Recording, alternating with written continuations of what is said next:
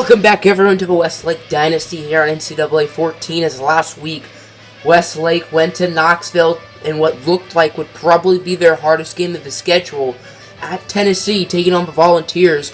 But they actually played their best game of the season so far, taking it to double overtime, but losing to Tennessee, moving their record down to 0-5.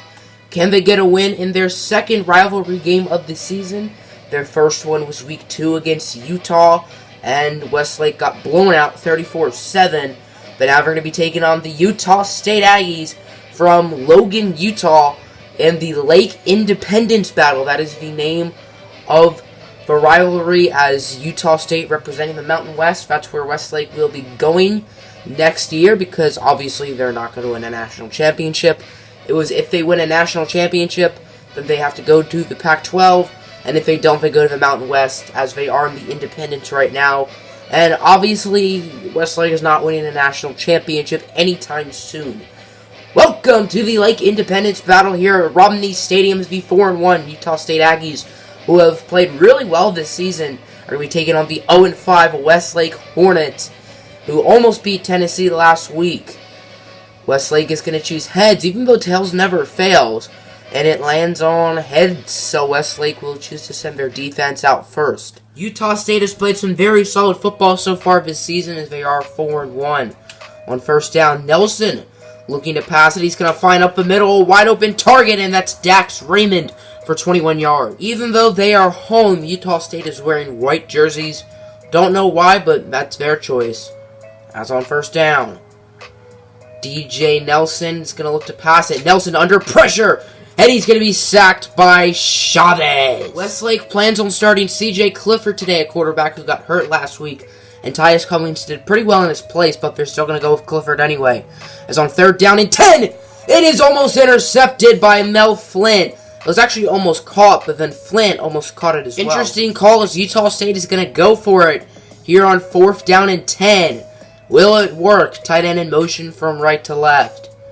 As DJ Nelson, he has time. He's going to look deep, and he's going to be almost intercepted by Allen Hayden, but it falls out of his hand. That's probably for the better, because it gets Westlake better field position. So I guess that's good for them.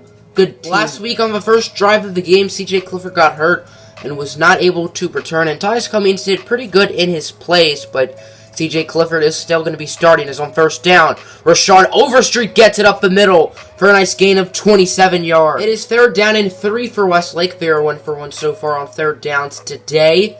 As C.J. Clifford scrambling, he's going to run with it, and he's going to get in the red zone for a gain of 13. C.J. Clifford bruised his elbow.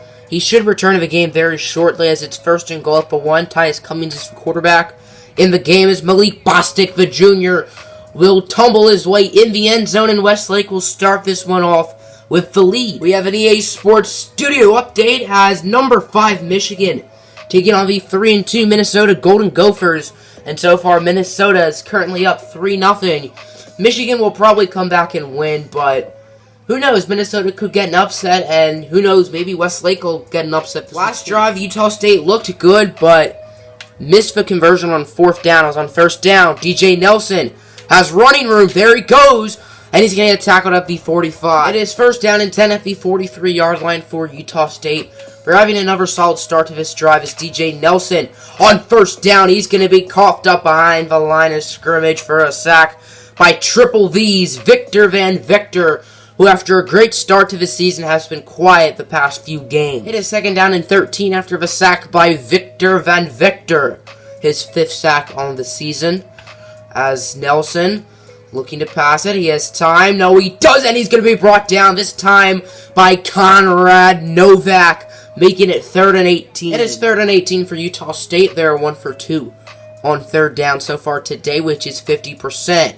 Nelson under more pressure, but he gets it to a wide open Roberts. No coverage on that play. I don't know what Junior Evans was doing. Utah State was supposed to punt it, and Westlake would get it back, but some poor coverage by the senior cornerback Junior Evans prevented that. As Utah State should score, Tony Lindsay Jr. on first down will get in, and the Aggies are going to tie the game up. It is second down and 6 for Westlake, as they've been very good on third down so far today, 3 for 3 at the moment. Cortez Thorne in motion. Fake handoff for Thorne. Clifford scrambling. He's going to look deep down the field for his tight end, James Moody, who has been very quiet so far this season with his first big play, a 42-yard reception. Take another look as the sophomore, James Moody. It is second down and goal at the 4-yard line. Westlake very close to the end zone. Weatherspoon and Clifford in the backfield. Fake handoff for Weatherspoon. C.J. Clifford scrambling. He's going to get sacked, trying to throw it away, but he cannot. He's going to be sacked by Adewale. I'm not even going to try. It is third down and goal for 12 after it was sacked by that guy's, whatever his name is, as Westlake is perfect on third down so far. Can they continue that little streak? As it's going to be in the back of the end zone for Cliff Stewart. Excellent pass right there by Tyus Cummings. I guess C.J. Clifford got hurt on the sack. And a beautiful grab for Stewart. Westlake already has the ball back as C.J. Clifford is going to show some toughness and return to the game. He probably got that from his former mentor and former Illinois quarterback Eric Fisher. As on first down, he's going to find a wide open Cortez Thorne, who had a big week last week with 10 receptions for almost 200 yards as Thorne gets 24. Westlake has all the momentum right now as they're winning. They have the ball. They're going to get the ball in the second half. Life is looking good as on third down, lucky pass, but Rashawn Overstreet gets it. And Westlake's perfect third down conversion streak keeps on going. Westlake just made a field goal. We have a studio update. It looks like Minnesota can get an upset in this one, as the left tackle is playing quarterback, and he's 2 for 13 for Michigan. So that's probably why they're losing. That's really weird. Utah State needs to pick it up if they don't want to get upset and lose to a team who's never won a game in their program's history, even though it's only been 5 games. As Nelson on third down, looking deep, and he's going to be intercepted. It is Allen Hayden. And that's going to be a turnover, and Westlake will get the ball back. It's third down and 6 for Westlake. They are 5 for 6, which is about 83% so far on third down. As C.J. Clifford scrambling, sees a wide open Cortez Thorne, and there goes Thorne, tackled past the 30. It is second down and 11 at the 14-yard line, 28 seconds left. Westlake just used their first timeout. They have 2 remaining. As Clifford scrambling, he's going to look in the end zone for a wide open Cortez Thorne, who does not drop balls at all unless he is in the end zone. But this time he's going to hold on to it, and Westlake's lead is going to get even bigger. Second half underway. First half was all Westlake as they're up 24-7. Third down and inches for Westlake. Fake handoff for Malik Bostic. C.J. Clifford under pressure, and he's going to be sacked. Westlake's going to have to punt it for the first time today, as it is Justice Teai with the sack. Utah State's drive was too pointless, if you get the joke, and it's now third down and 5 for Westlake. They are 7 for 9 on third downs today. As Clifford is going to look up the middle for Mickey O'Neal, 5'7", and he's going to get 15 yards. Nice play for O'Neal. It is second down and 10 for Westlake at around the 49-ish yard line. Not quite at midfield, but almost there. As Bostic's going to get by midfield and more. There goes Malik Bostic with a nice run for 18 yards. And it looks like he got injured, as Malik Bostic is still on the ground. Hopefully for Westlake, he's going to be okay. It is third down and 3 at the 27. Bostic is back in the game, which is certainly good news for Westlake. Well, he's not in the game on this play, but he is good to go. As Clifford scrambling, he's going to look for Noah Waters, the senior, and he's going to get it to around the 5. It is first down and goal for 5. Westlake is perfect so far in the red zone. As Clifford scrambling. Clifford, he can just run it in, and that's exactly what he's going to do, as C.J. Clifford will get the rushing touchdown, and Westlake's big lead is going to get even bigger. If Utah State is going to be able to do anything this game, it's probably going to be a little too late. As on first down, DJ Nelson gets it to Nathan. He's still on his feet. Well, not really. He's sort of in the air. And Jordan Nathan gets 15, and it looks like he is still on the ground.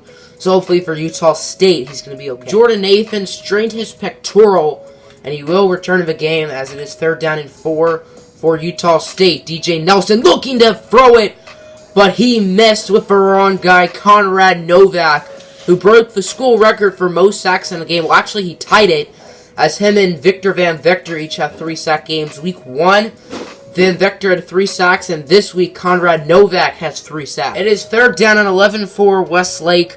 They don't have too much to play for at this point as their offense has been dominating, and why not keep it that way as Cortez Thorne wide open.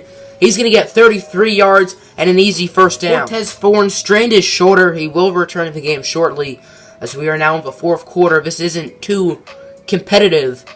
CJ Clifford scrambling. He's going to find Cliff Stewart. Stewart with a nice gain of about 14. It is 1st down and goal at about the 9-yard line for Westlake is CJ Clifford. Looking to pass it. He's going to look for his best buddy, Cortez Thorne. That is Thorne's 2nd touchdown of the game, 3rd of the season. And Westlake's lead is going to get even larger. That's what she said. It is 2nd down and 10 for Utah State at the 49-yard line is DJ Nelson. Looking to pass it. He's going to run with it. He gets by David Baker, trying to show off a little bit of a stiff arm. And he gets to about the 37. It is 4th down and 5. Utah State doesn't really have a choice. They sort of have to go for it. They're 0 for 1 so far on 4th downs. As DJ Nelson, he's going to look to pass it. He's going to find Colston Green. And he's going to get a 1st down and put Utah State in the red zone. This is the 11th play of the drive for the Aggies. 2nd down and 10. At the 18-yard line is Tony Lindsay and DJ Nelson in the backfield. Nelson over to Roberts. He's going to break some tackles and get inside the 5. It is 2nd down and goal around the 3-ish yard line. As Nelson, he's going to get stuffed behind the backfield by the sophomore Zaire McGill, making it 3rd and goal. It is 3rd down and goal for Utah State after the 2-yard loss, courteous of Big Z. Zaire McGill is Tony Lindsay Jr. He's going to be tackled, only getting 4. It is once again Big Z. Zaire McGill with the play. 4th and goal for 1. Utah State is going to go for it. Should be an easy punch-in. And it's going to be a read option attempt. But Big Z, Zaire McGill again with the play. And Utah State will get out of the drive with 0 points. This one is over, and Westlake is going to walk out of this stadium with a win, their first in program history as they go up to 1-5. Utah State goes down to 4-2 as Westlake does it in convincing fashion, 38-7. Everybody played well for the Hornets in a very good collective win.